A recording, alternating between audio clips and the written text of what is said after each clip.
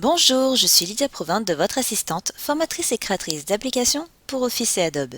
Excel possède une fonctionnalité que vous ne connaissez peut-être pas, mais qui est très pratique lorsque vous utilisez un classeur contenant de nombreuses données. Il s'agit des plans qui permettent de grouper, dégrouper des données en un clic.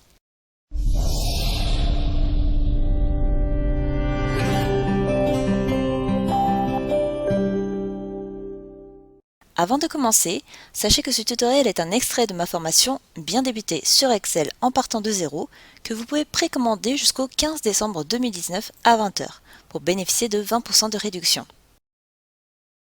Pour cet article, je vais utiliser un des fichiers mis à disposition dans ma formation Les 7 étapes pour créer des tableaux croisés dynamiques comme un pro, auquel j'ai apporté quelques modifications pour cette démonstration. En l'état, ce tableau n'est pas très visuel. En effet, pour ne pas avoir connaissance des détails des catégories en permanence, donc ce que j'appelle les détails, c'est toutes ces lignes, j'ai mes totaux à chaque fois, mais là j'ai des détails et des totaux. Donc je peux supprimer les lignes, je les sélectionne et je les supprime. Le problème, c'est que comme j'ai des calculs, je me retrouve avec des erreurs références. La deuxième solution, c'est de sélectionner ces mêmes lignes, de faire un clic droit, masquer.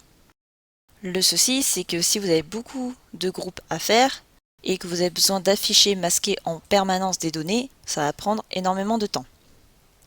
Donc ce n'est toujours pas la solution. J'affiche de nouveau. Je peux aussi transformer ma plage de données, donc tout ça en plage tableau. Donc ça, je supprime. Ici aussi. Et là aussi. Je fais insertion tableau. Voilà, et donc si je veux la catégorie boulangerie, je peux ensuite ajouter le total ici. Je me retrouve bien avec ce que j'avais auparavant. Sauf que je pourrais le faire que pour une seule catégorie. Sinon, les deux seront additionnés. Donc c'est pas ce que je souhaite. Donc on n'en est toujours pas à la bonne solution. J'annule tout. La dernière possibilité aurait été de créer des tableaux croisés dynamiques. Sauf que je n'ai pas besoin de synthèse complète dans ce cas. C'est ici que les plans d'Excel entrent en jeu. Pour cet exemple, je vais toujours masquer par détail. Je vais faire réapparaître aussi les totaux. Voilà. Je sélectionne mon premier groupe. Alors soit par plage de cellules, comme je viens de le faire, soit je sélectionne les lignes. Alors je vais vous faire le premier exemple. Et là, on va dans le menu Données, Grouper. Là, Excel me demande si ce sont les lignes ou les colonnes que je souhaite grouper. Je reste sur les lignes, OK. Et voilà, là pour l'instant j'ai un premier groupe, on va y revenir juste après. Juste pour vous montrer que si je sélectionne directement les lignes, grouper, Excel il sait que c'est les lignes. Si j'avais sélectionné les colonnes, là il aurait su que c'était les colonnes. Donc je termine avec le troisième groupe. Maintenant que j'ai des plans, j'ai à gauche des nouveaux boutons. Alors les moins, ça sert à réduire le plan concerné. Donc la même action aurait pu être effectuée, donc le plan concerné par rapport à là où je me trouve. Donc ici c'est le premier plan, ici ça va être le deuxième. Donc la même action peut être effectuée ici, masquer le détail. Et vous voyez que quand on referme les plans, on a des plus qui apparaissent. Et donc ça sert à développer le plan. La même chose peut être effectuée avec afficher le détail. Si je me place sur le bon plan, voilà. Et on a ensuite un petit 1 qui permet de réduire tous les plans et le petit 2 qui permet de les développer. Alors si vous groupez d'autres lignes à l'intérieur d'un plan, je vais le faire rapidement, toujours des lignes, voilà, j'ai un 3 qui apparaît, tout simplement pour avoir plusieurs niveaux à regrouper. Donc là je vais partir seulement sur un seul niveau. Dans certains cas, il peut être plus simple de laisser, alors je vais partir en arrière, de laisser Excel créer le plan. Voilà. Donc dans Grouper, je clique sur la petite flèche Plan automatique. Et là, il a bien deviné mes plans.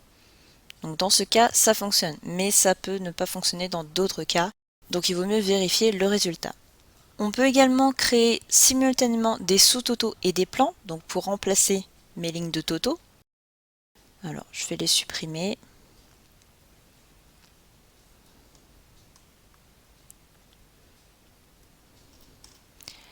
Et donc là, je clique sur sous-totaux, toujours dans le menu données et le groupe plan. Ici, je peux choisir la colonne de regroupement.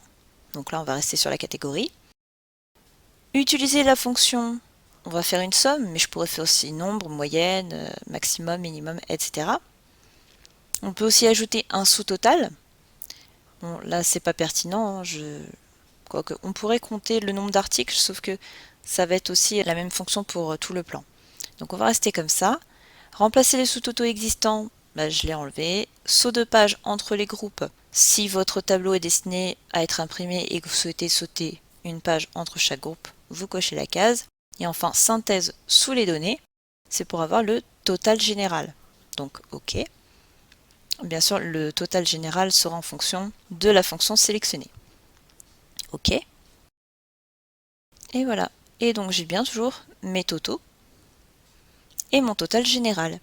Pour supprimer un plan, je sélectionne toute la plage de cellules, ou alors les lignes, ou alors les colonnes, et je fais dissocier.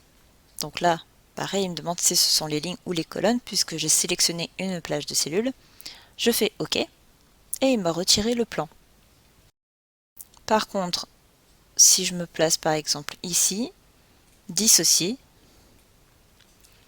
voilà, ces deux lignes ont été exclues du plan. Pour enlever tous les plans, vous cliquez sur la petite flèche, effacer le plan. Et là, je suis revenu à un tableau de base. La même chose aurait pu être effectuée via sous-total et supprimer tout.